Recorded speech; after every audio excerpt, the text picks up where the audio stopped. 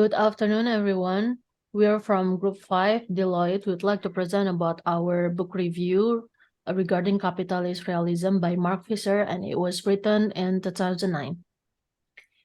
So we'd like to go the overview of the book chapter by chapter. And the chapter 1, it actually talks about, it gives us the overview why capitalism has deeply rooted in the society and why it is actually beyond just economic system. It is actually influenced every aspect of our life, from personal level to the society as a whole. It's in everywhere, from art and education, and also it influenced the political agenda of the people in the higher power. And it creates an influence where people are more driven by the competition in the market, and also they are more interested to realize something based on the market logic rather than the intellectual curiosity. And it also influenced the culture, worldview, and the mental health of the individual and the society as a whole.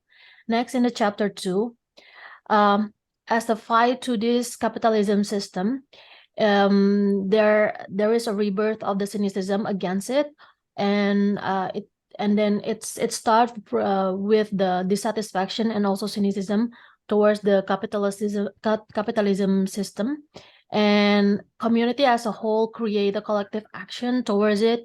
But then at the end of the day, it only reinforced the capitalism system, which produced the reflexive impotence and powerlessness and individual. And at the end of the day, they will give up and also go back to, and always go back to capitalism. And then next, in the chapter 3, it exposed to the dysfunction of the capitalism. One of the product of the capitalism is actually business ontology. It erodes the intrinsic value of the public services and also catastrophe. Capitalism as a political and economic systems, like I said, it creates, it influences the thought and also actions in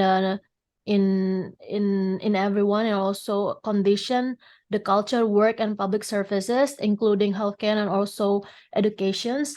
And then after that, it create a harmful issues regarding the environment, bureaucracy, and also mental health and in individual.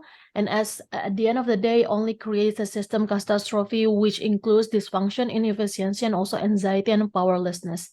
Next. Yeah, so capitalism overall has led people to desperately find pleasure. This is because the system itself is irreversible and therefore leads to depressive hedonia, where people are pursuing temporary pleasure as an escape response. It leads to two major issues. The first one is in which education system has become more ineffective and students are basically disengaged. And the second is privatization of individuals from society, where individuals are disconnected and businesses are trying to monetize from it.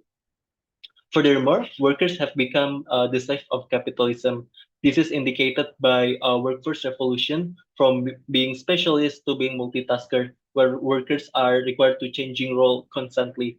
However, it creates endless cycle of society mental health issues driven by emerging mental health issues among workers and how companies incentivize and benefited from it. Efficiency is more important than actual productivity in neoliberal culture. Neoliberalism's emphasis on efficiency has resulted in a culture of anti-production. Capitalist realism is a post for this system that seeks constant progress at any cost. Acknowledging the flaws and limitations of capitalist realism can help us move beyond the illusions of progress. Next, talk about postmodern condition of capitalism cause people to struggle with their identity. The struggle for identity is cultural anxiety that reflect the postmodern condition of capitalism. Contemporary films such as Born series, Memento, and Eternal Sunsets of Spotless Mind portray the struggles over identity and memory disorder in constantly changing world. The struggles over identity is caused by tension between breaking down old ways of doing things and creating new ways of doing things. Next. There's no central actions across the horizon. The illustrated lack of agency is capable of regulating and controlling impersonal structures, and how it is possible to chastise a corporate structure. The first one is the nanny state is an essential libidinal function for capitalism realism. Its regulating an important government arises, and it makes the call center experience.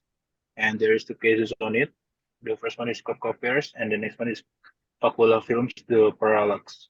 Next, chapter 9, the rise of Marxist super nanny. Attacking domestic hedonism, parents take their children's demands for granted, leading to increasingly tyrannical behavior as they pursue an easy life. Super Nanny is a Spinozist program that attacks postmodernity permissive hedonism.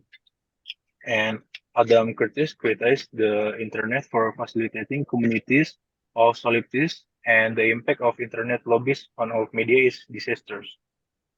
And the last one is the credit crisis of 2008 is an opportunity for a new anti-capitalism, which must be a revolt to capital, not a reaction on it.